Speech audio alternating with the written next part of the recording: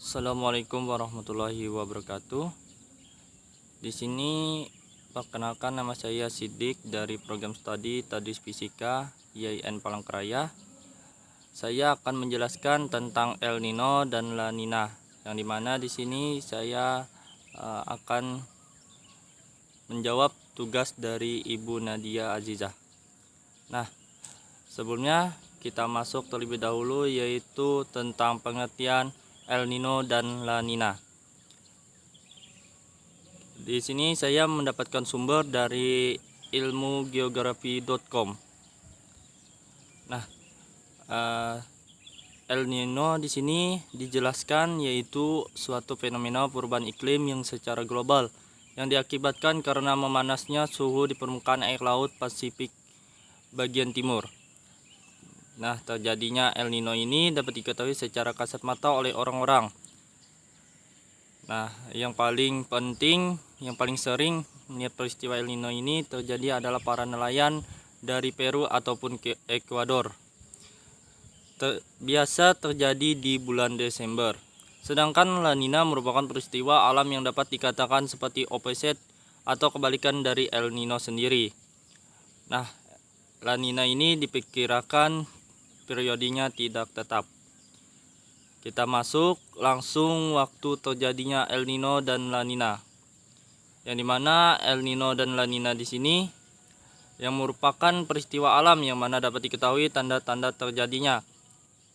El Nino dan La Nina ini hanya terjadi beberapa kali setiap tahun saja. Nama El Nino dan La Nina sendiri diambil dari bahasa Spanyol yang berarti anak laki-laki dan anak perempuan.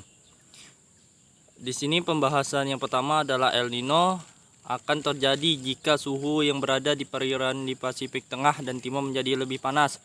Biasanya El Nino terjadi pada bulan Desember. Rata-rata El Nino terjadi sekitar 4 tahun sekali. Hingga saat ini El Nino tercatat sudah terjadi selama 23 kali.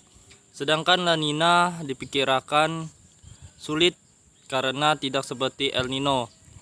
Rata-rata La Nina terjadi lebih lama, yakni antara 6 hingga 7 tahun sekali. Hingga saat ini tercatat La Nina terjadi sebanyak 15 kali. Nah, berikut ini adalah proses terjadinya El Nino dan La Nina.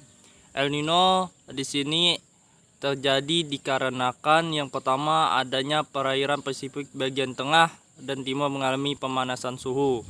Yang kedua, pembentukan awan di perairan Pasifik bagian tengah dan timur menimbulkan kelembaman di atmosfer yang ada di atasnya. Selanjutnya yaitu terjadinya hambatan atau terhambatnya pertumbuhan awan. Nah, dari beberapa proses terjadinya El Nino ini akan menyebabkan terjadinya La Nina, sehingga dapat dikatakan bahwasanya El Nino dan La Nina ini adalah peristiwa alam yang terjadi secara berturut-turut. Nah, selanjutnya yaitu tentang La Nina. La Nina terjadinya melewati beberapa proses atau tahapan. Yang pertama adalah angin di Samudra Pasifik menguat. Yang dimana di sini adanya angin pasang surut di timur yang bertiup dan menguat di sepanjang Samudra Pasifik. Yang kedua, massa air hangat terbawa ke arah Pasifik Barat. Yang ketiga yaitu terjadinya upwelling, yang dimana di sini ada massa air hangat yang terbawa ke Pasifik Barat berjumlah lebih banyak. Maka hal ini mengakibatkan massa air dingin di Pasifik Timur bergerak ke atas, kemudian menggantikan massa air hangat yang berpindah ke Pasifik Barat tersebut.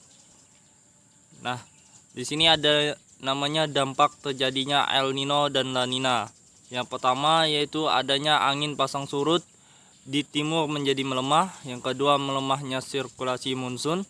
Yang ketiga, berkurangnya akumulasi curah hujan yang berada di wilayah Indonesia, Amerika Tengah, dan Amerika Selatan di bagian utara, sehingga cuaca di daerah ini cenderung terasa lebih dingin dan juga kering. Yang terakhir yaitu menyebabkan cuaca cenderung terasa hangat dan juga lembab di sepanjang daerah Pasifik Ekuatorial, Tengah, dan Barat.